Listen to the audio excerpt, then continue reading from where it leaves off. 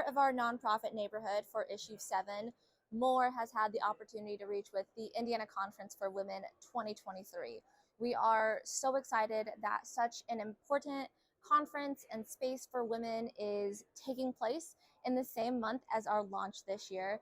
And we have the honor and the opportunity to share some time with a couple of the speakers for the event.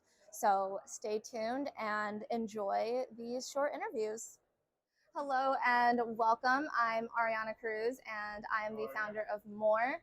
We are doing a special segment today as I sit with Joanne, one of the speakers for the Indiana Conference for Women taking place this month, October, depending on when you're viewing this, for the 2023 edition of the conference.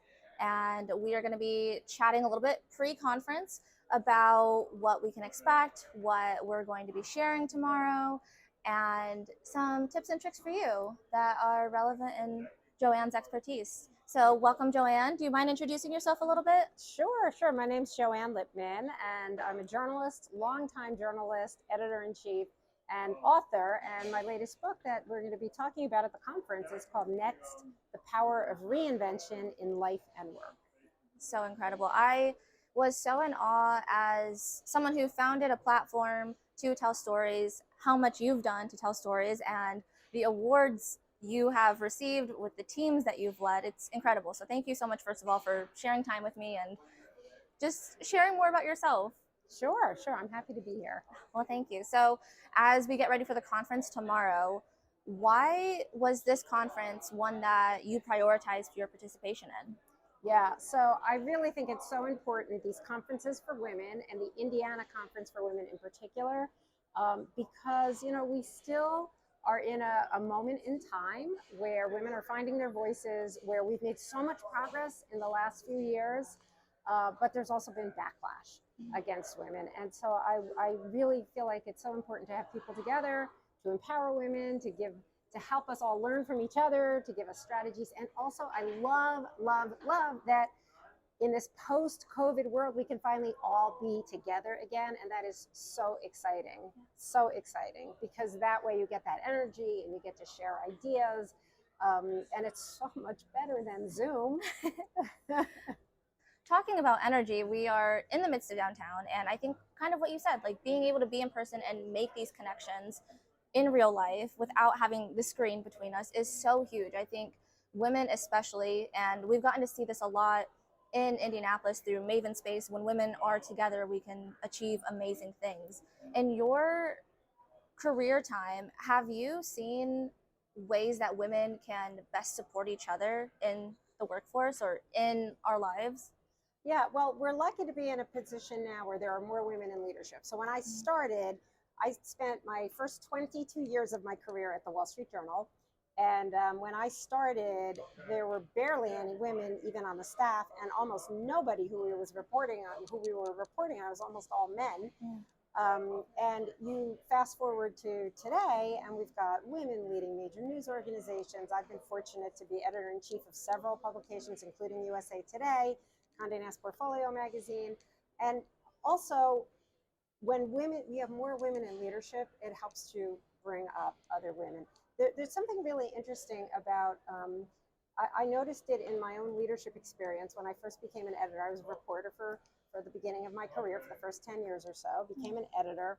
And when I would choose talented people for my own team, I was choosing more women, not because I was looking for women, but just because I was seeing talent that was just invisible to some of the men. And so when you have more women in your organizations, you bring up more women, and it's a great upward spiral. Yeah, I love that. I feel like the last year I've heard a lot of people asking, how do you send the elevator back down? And that's kind of part of that. It's like, as you grow, you are finding ways to bring more women and people up with you in a way that grows everyone together. And so I think that's very cool that as you were growing your teams, you were being really intentional about who you were bringing onto those teams. Well, actually, I was being intentional about bringing the most talented people onto my teams.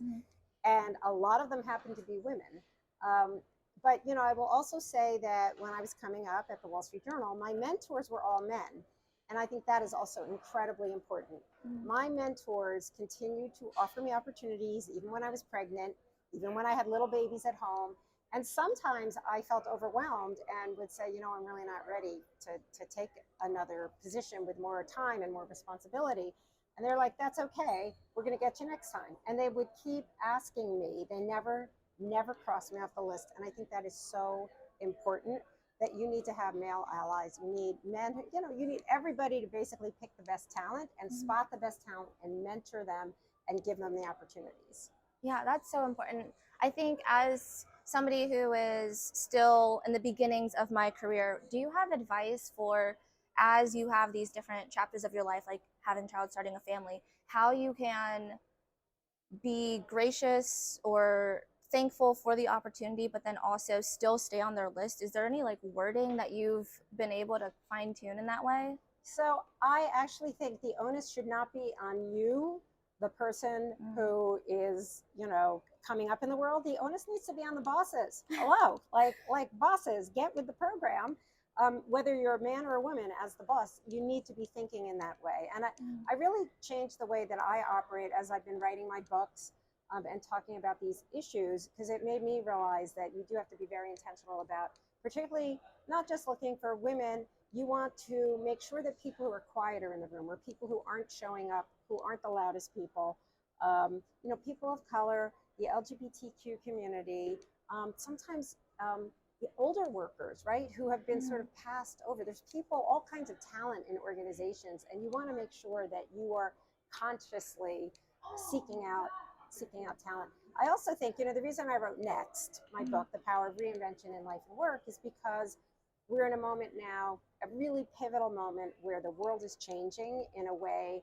I think there's more massive changes going on right now than at any time in our lifetimes. When you think about everything from, we had 3 years of COVID, to we have a generation coming to the workplace now that's looking at a 60-year career path, like not the 40 years that my generation expected.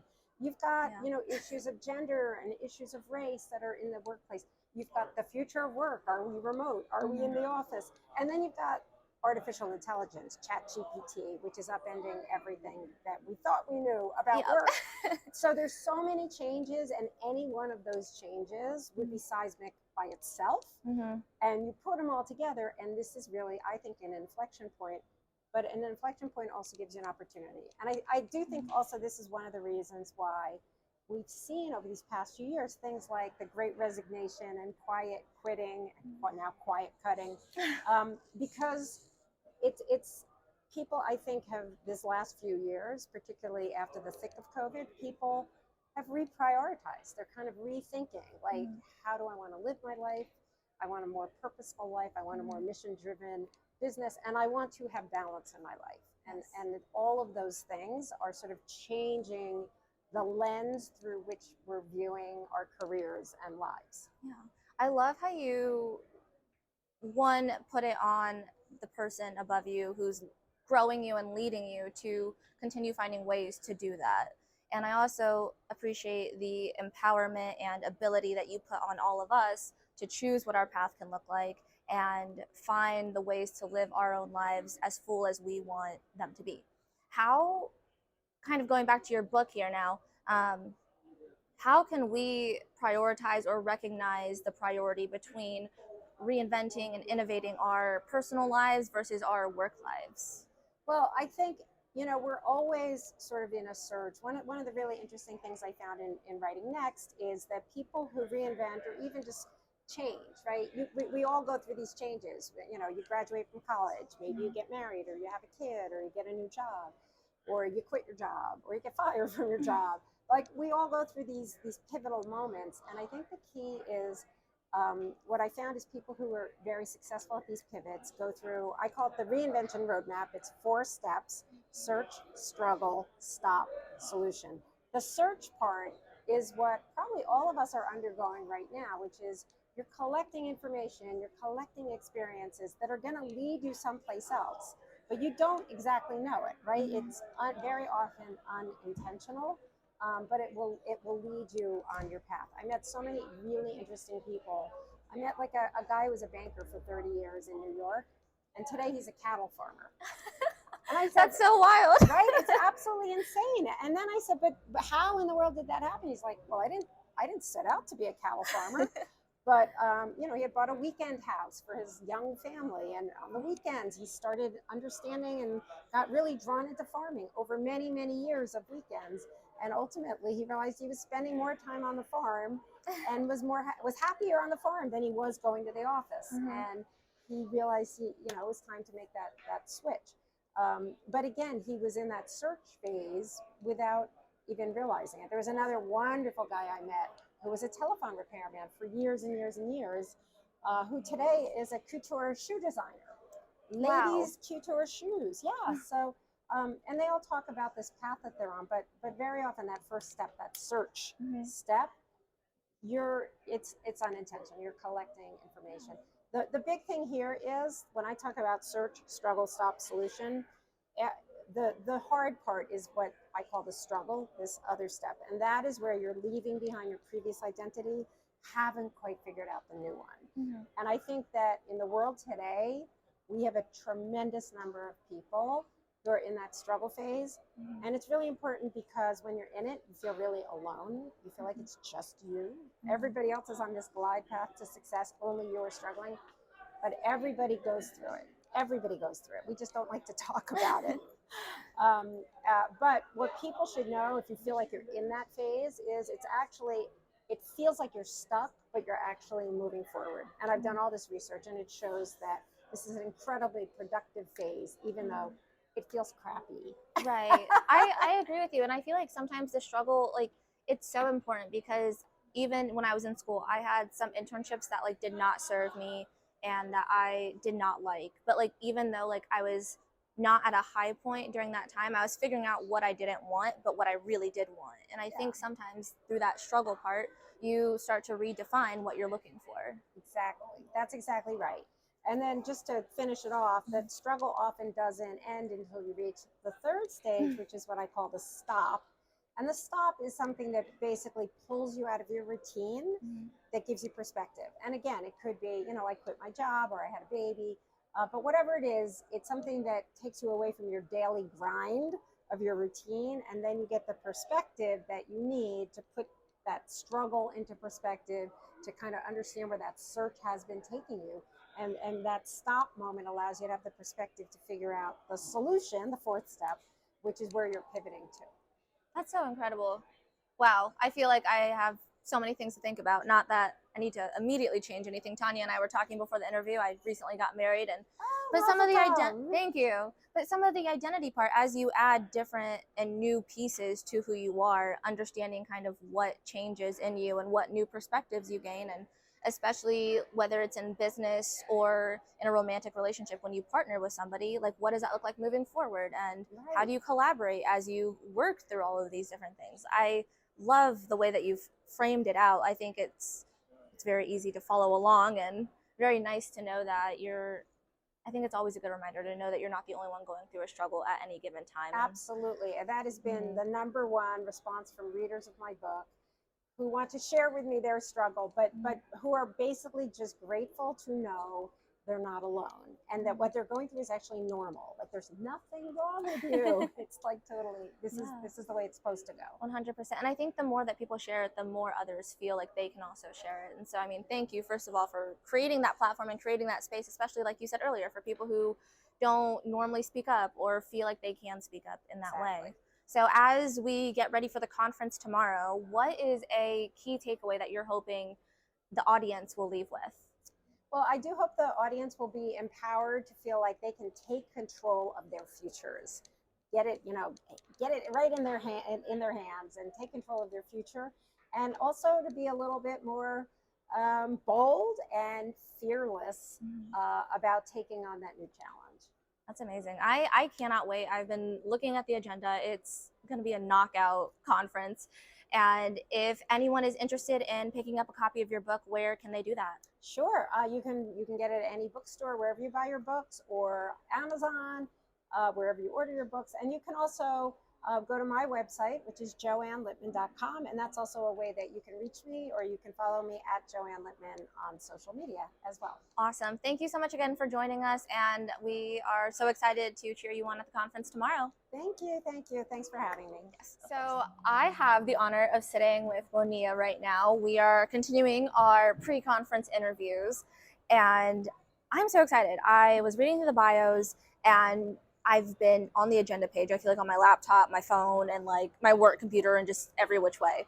And it is so cool to be sitting next to you. I feel like I think there's something truly incredible about being able to survive with what you have. And I think a lot of us growing up, depending on different situations, different careers, workplace environments, you don't know what your environment is always going to be. Right. And being able to figure it out is absolutely incredible. And I'm in awe. So do you mind catching everyone else up, introducing yourself, and we'll kind of dive into it? Sure, absolutely. So my name is Woniya Thibeault, and I have spent my adult life really diving into the skills that our ancestors used to thrive in the wild, making and doing everything that we need from the land around us. And I was given the opportunity once 6 years ago, and then again about 2 years ago, to put those skills to the ultimate test in the wilds of Canada, far northern Canada, living on the land on my own through a show called Alone on the History Channel. So incredible. I'm going to move your mic. Yep. That is okay. I'm going to put it on the this hairs side. Don't really. No, that's okay. I'm going to move it. They might stay there more consistently than no, you're the fine. other side. So you're so good. That is so incredible. Is that an adventure that you had thought to have, that you had ever dreamed of having, or was that something that the game of life just kind of put in your path? Yeah, it was a little bit of both, because certainly, adventures out in the wild and hunting and gathering and that kind of thing absolutely was something that was very much in my wheelhouse. But the idea of doing it in the Canadian Arctic in winter had never occurred to me. So it was, it was both my longing for new environments and adventure, but also being able to demonstrate a really different approach to wilderness survival that were part of my agreeing to do the Alone show. I wasn't looking to do Alone. They reached out to me and had to kind of work to convince me to do it, but it was absolutely amazing and the best thing I could have done. That is so incredible. And I mean, having the background in environmental science, did you feel like entering a space, I mean, everyone has their own learned experiences, but having that education, do you think that put you on a different level than other people, or how do you see that as your strength? Yeah, I think it's a huge part of it, because part of that is that curiosity and that real deep engagement with the natural world and understanding some of those patterns that I see in it. And so while it might not have had a direct survival advantage, what it did for me mentally in terms of feeling comfortable and really engaged. And when we're engaged and curious and in that state of awe and wonder, then we don't fall into our fears and our anxieties. And so in that way, I think that it was a huge advantage in a variety of different ways. And I will say it also did give me some survival advantage in terms of understanding the properties of different plants and medicinal plants and wild foods. But I had never been in the Arctic before. So in that way, it was all new, Yeah, I imagine. I feel like I'm falling into my own state of curiosity, because I'm realizing I haven't asked you any of the questions that I told you I was going to ask you at the beginning. But so we are preparing for the conference tomorrow. You just got in. So thankful that you wanted to share some time with me right off the runway. What about the Indiana Conference for Women made it a priority for you to save time for it and participate in? Yeah, well, it's really important to me to speak to groups of women and to, share both the empowerment and the inspiration. And those were two of the themes. So, I think that as women, we're often raised with the idea that we don't have as much available to us as men. And it took me a long time to overcome my own self-limiting beliefs. And I was able to achieve something really beautiful for myself and for women. I was the first woman to win the Alone Challenge. So in that way, being that spokesperson and that role model for women, telling them that there's absolutely no limit on what you're capable of and you can do anything that you set out to do, is really important to me. It's so incredible because you don't know what you can do until you realize what you can do. Right. And having people achieve things that look like you, or that you can like that you see some part of you in them, it changes like the whole playing field. Yeah. So I mean, thank you for, like, I don't even want to say like being brave. I know that that was also not always just a walk in the park, but like thank you for like taking that challenge and just owning it in a way that, like, I imagine has inspired so many like young girls, young women, and just women out there in general. So thank you. Yeah, my pleasure. No, I do feel like that's true. And, when I was a kid interested in these skills, mostly what we saw were the Rambo type characters doing it. So it felt really, really important for me to do exactly as you say and be an example of someone really different with a very different approach and attitude and training, frankly. So, yeah, I think that has really been reflected in the people reaching out to me. Yeah. That is so incredible. Thinking through life and everything that you've learned both in school and then through these experiences, what is a skill that you have found kind of has some overlap both in surviving in the wild and thriving in life? I think there's a lot of overlap, and I think that the reality is that 90% of what we set out to do is here and here, right? It's in our minds. It's we are capable of anything we believe we're capable of, and so if we don't believe that we can, then we're not going to achieve as much. And so I think it's absolutely across the board what's in your mind and heart and your belief in yourself that makes you capable of surviving in the Arctic wilds or the business world or wherever it is that you find yourself. Yeah, I love that. I feel like it's always such a good reminder. It's often mind over matter, and being able to face things and face them with confidence, because I think sometimes that's the hardest part. Like, I can face anything, but I don't always believe that I can actually get on the other side of it. And so Right. that's amazing. So as we get ready for the conference tomorrow, without giving anything away, what is a big takeaway that you hope the audience leaves with? Yeah, I think that for me, one of my primary messages is this idea that I think that in Western culture, we're often raised with this feeling that we don't belong, that we're somehow separate from the wilder world around us. And that extends into a lot of different things, that we're not smart enough or pretty enough or skinny enough or whatever those things are. And just how that sense of belonging. And to me, it's going into wild places and feeling like I belong there rather than that it's out to get me. Yeah. But I think that can be extended to all kinds of things. So that sense of deep connection and belonging and inherent rightness, those are the things that I'd really love for women to feel as their birthright and to really fully own. I love that. And as the conference is going to have so many different women in a variety of spaces in their careers, but also a lot of women leaders. And I know you're also a business owner. How do you think as women and like women leaders, we can create spaces where people feel like they belong and like create spaces for confidence to be built? Yeah, well, that's a great question. And so much of what I do really focuses on community and is really heart-centered. And I think that that's an area that women can really excel at, and remembering that rather than feeling like we have to, behave as men would in these traditionally male-dominated fields. So that's really a lot of the power of my business, and what I bring is leading with the heart and community and bringing everyone up together rather than this idea of achieving, and putting yourself ahead of the pack. Mm-hmm. Yeah, I think a lot of that too is like enjoying where you are instead of always being focused on like what's next or where you're headed, and just keeping in mind that like the journey is like a big piece of where you're going. Absolutely. Yeah, and that was a huge part of both of my survival experiences on Alone, was truly being in love with the experience and where I was. And that gave me a huge survival advantage, right? So it's not just intellectual, it actually really translates to achieving goals in the real world.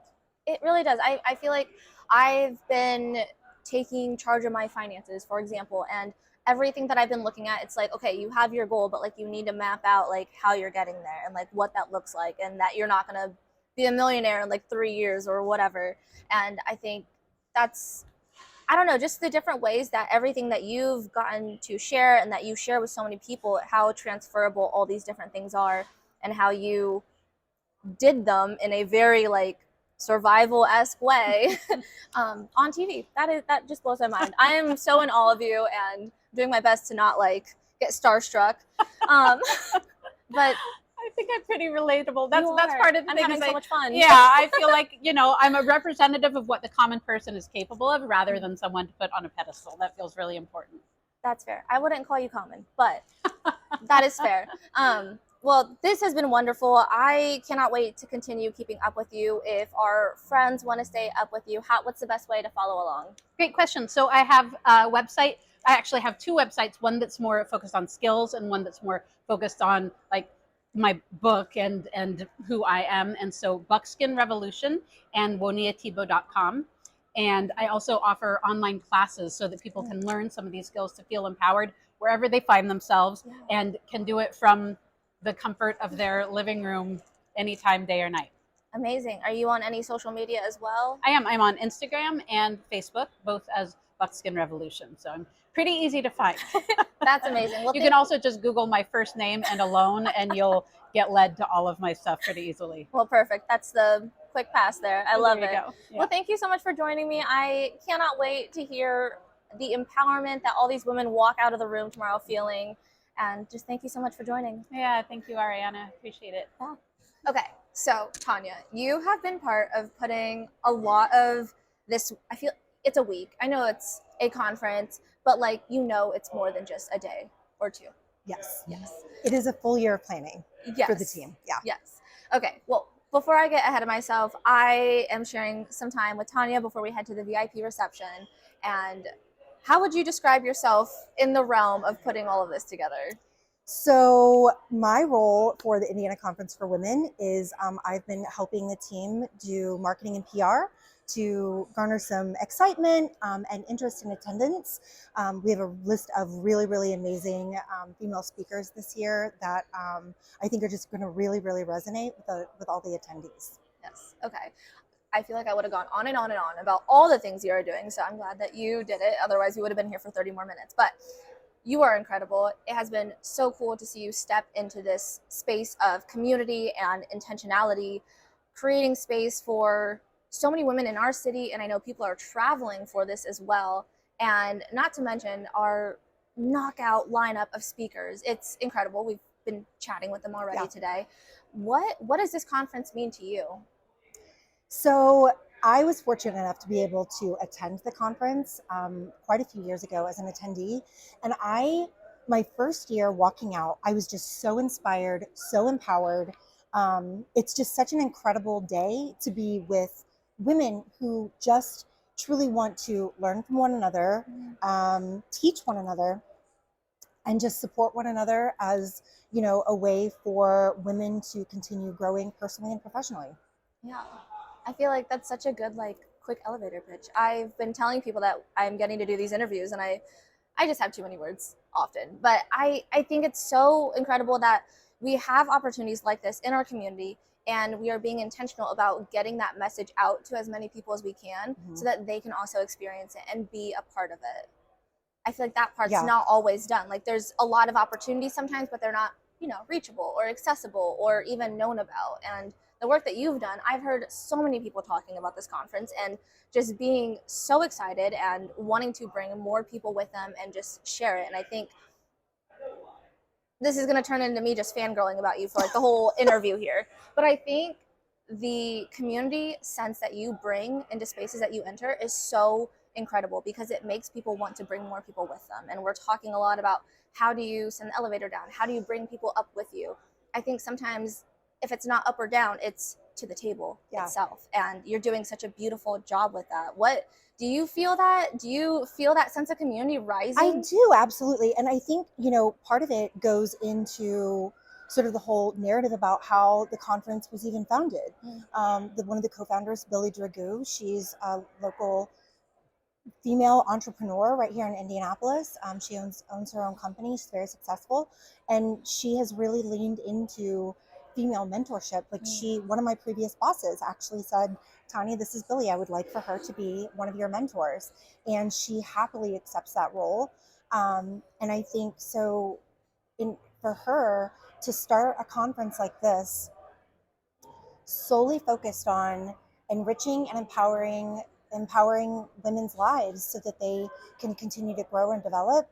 I mean, that is literally, it's a top-down approach.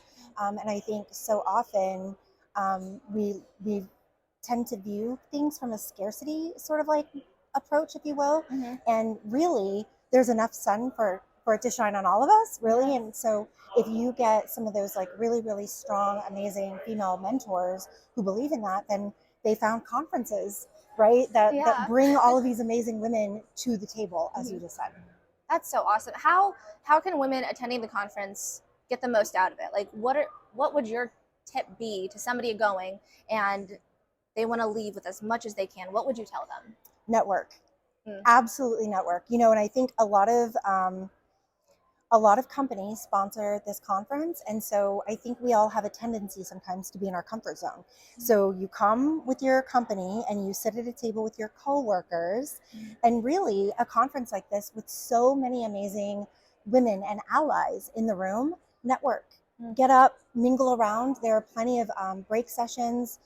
Porch Marketing is actually going to be hosting a recharge on the porch area Oh, cool. tomorrow as well. Wow. So charge your phones, hang out on a porch swing, and just talk with other attendees. I mean, you never know when that networking conversation is going to lead you to your next new position or your next new purpose, or your next friendship. You just never know where that new conversation is going to take you. Yeah, I could not agree more. I love networking and just the connections that you build. And you don't know what you don't know until someone tells you about it. Yeah. And you have to expand that web. So, I mean, when this comes out, we're going to probably be like right after conference. Yeah. I imagine people are going to want to be involved with next year's. How can companies, how can people, what does that look like, and how do they get started? So we have an amazing executive director. Her name is Deb Halberg. And so she is readily and happily able to talk about sponsorship opportunities. This is a really great way for companies to tap into some of their human resources budgets to grow and develop their employees, sort of as a talent engagement strategy. But it's also great marketing. I mean, we have business and community leaders all who will be attending the conference tomorrow, all in the same room. So you can also volunteer for next year's conference as well. So we do have volunteer opportunities that take place. So.